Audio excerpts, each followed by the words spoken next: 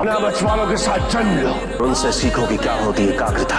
तांत्रिक परंपरा एक बहुत ही जटिल और अत्यंत गुण ज्ञान से उत्पन्न हुआ है भारत। इसका संसार अत्यंत विचित्र और विशिष्ट भी है। इसका जीवन दर्शन अनूठा है और इसके अपने नियमावली और विधि विधान होते हैं। इस ज्ञान और विचारधारा के अनुयायियों के लिए अत्यंत आवश्यक है कि वो इसकी नियमावली और आचार संहिता का अनुसरण करें। ये विद्या कई रीतियों और पद्धतियों का सम्मिश्रण है। इस ज्ञान को प्रबुद्ध करने के पश्चात इसके अनुयायी कोई भी अविस्मरणीय कार्य कर सकते हैं।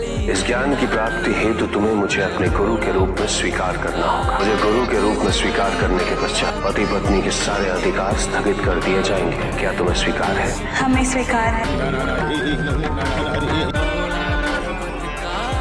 तंत्र विद्या कई भागों में विभाजित है। इसमें शीर्ष स्थान भैरव तंत्र का। इस विद्या की प्राप्ति आवश्यक ही नहीं अभी तो आगे के ज्ञान तक पहुंचने के लिए अनिवार्य भी। तंत्र विद्या का महाबली शस्त्र है भैरव तंत्र। इस विद्या को प्राप्त करने के पश्चात सूर्य को भी निस्तेज किया जा सकता है। भैरव तंत्र को प्राप्त करने का एकमात्र मार्ग है एकाग्रता। यदि किसी कारणवश एकाग्रता खंडित हुई तो ये विद्या सौभाग्य के स्थान पर दुर्भाग्य के कुछ प्रभाव को उजागर करने लगेगी। आओ अब तुम मेरे साथ मंत्र उच्चारण करो।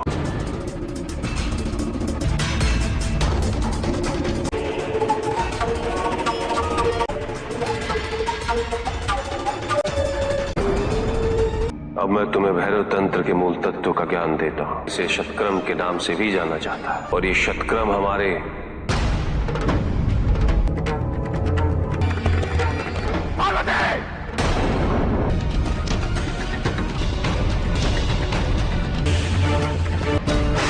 हमें क्षमा कर दीजिए स्वामी। तंत्र विद्या के ज्ञान में क्षमा का कोई स्थान नहीं होता पार्वती। त्रुटि होने के पश्चात दंड को स्वीकारना ही पड़ता है।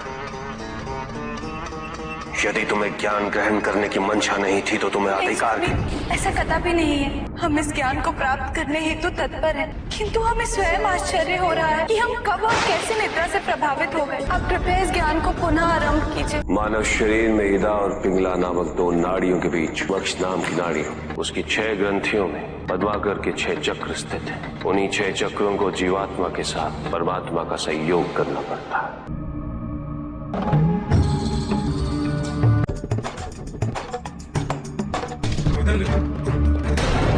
और इसके पश्चात